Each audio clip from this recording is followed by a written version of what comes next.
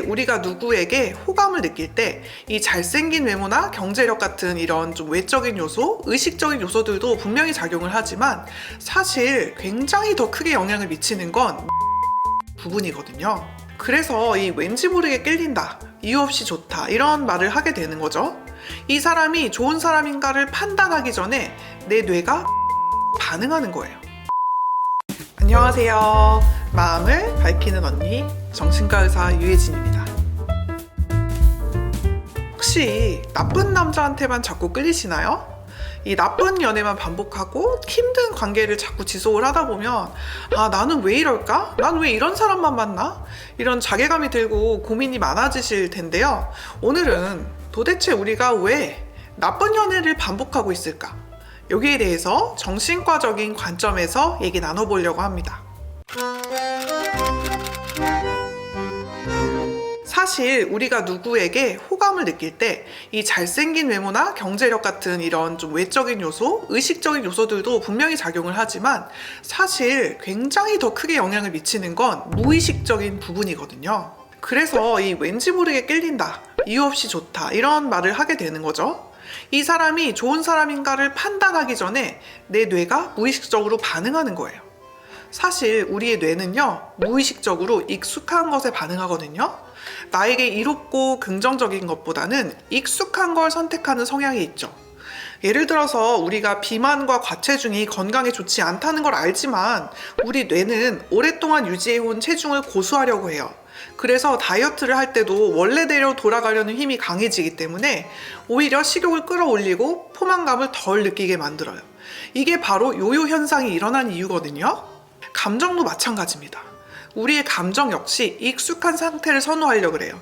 누구나 이렇게 평균적인 감정 상태가 있거든요. 그렇기 때문에 불안이나 혼란을 오래 느껴왔던 사람은 그런 감정을 다시 불러일으키는 상대한테 자기도 모르게 끌리게 되는 거죠. 아니, 불안과 같은 감정이 왜 좋겠어? 이렇게 생각할 수도 있지만 아무리 불쾌한 감정이라도 그게 익숙한 감정이라면 뇌는 오히려 편안함을 느끼기 때문이에요. 한 환자분의 사례를 들어볼게요. 이분은 어린 시절에 부모님께 방치되고 아동학대를 겪은 분이었는데 우울증 치료를 받으러 오셨거든요. 치료 한 달 후 경과예요. 처음 오셨을 때보다 우울감은 많이 떨어졌어요. 그런데 무망감, 즉 희망이 없다고 느끼는 이 체크리스트는 오히려 올라갔거든요. 이게 도대체 무슨 뜻일까요? 우울증이 조금 나아지면서 정신적인 에너지가 생겼는데 그 에너지를 나를 다시 우울한 상태로 끌어내리는 데 쓰신 거예요. 평소 나에게 익숙했던 내 미래에는 희망이 없어, 나는 잘 안 될 사람이야 라는 그런 인지에다가 다시 집중하게 된 거죠. 처음에 병원에 오셨을 땐 우울증으로 아무것도 할 수가 없어서 정말 살아봐야겠다는 마음으로 오셨겠지만 막상 에너지가 생기니까 다시 원래대로 익숙했던 부정적인 감정으로 돌아가려는 인지를 활성화시키는 거죠. 사실 우울증을 겪는다고 해서 모든 사람이 같은 우울증의 경과를 보이는 건 아니에요. 어떤 분은요, 오히려 치료로 생긴 에너지를 긍정적인 감정으로 끌어올리는 데 쓰시기도 하거든요.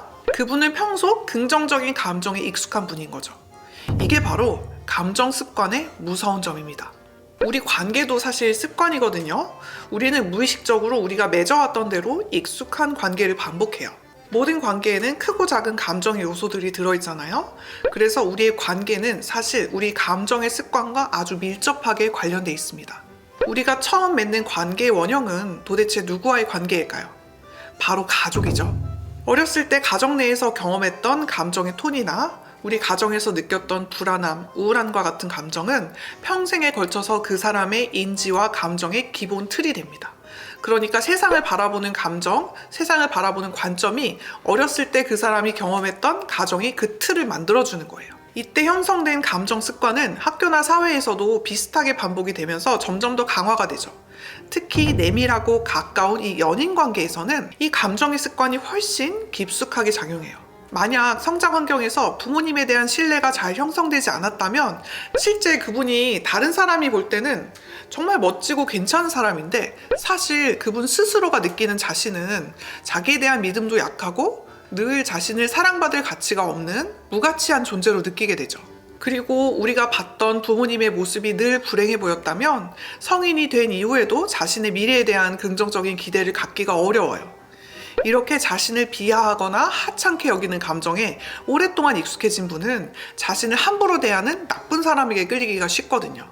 불안하고 초조한 감정에 익숙해져 있기 때문에 그런 감정을 느끼게 하는 상대를 무의식적으로 나랑 잘 맞는 사람으로 착각하게 되는 거죠.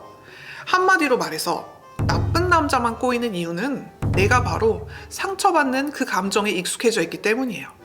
이 익숙함의 덫이 우리를 힘든 관계로 계속 끌고 가는 거죠. 그렇다면 우린 도대체 어떻게 살아야 될까요? 이 나쁜 남자에게 끌리는 관계 습관을 끊어버리고 긍정적인 감정 습관을 가질 수 있도록 그 방법은 다음 영상에서 이어서 이야기 나눠볼게요. 오늘 영상이 도움이 되셨다면 구독, 좋아요, 알림 설정 부탁드립니다. 우리 함께 마음의 불을 밝혀봐요. 감사합니다.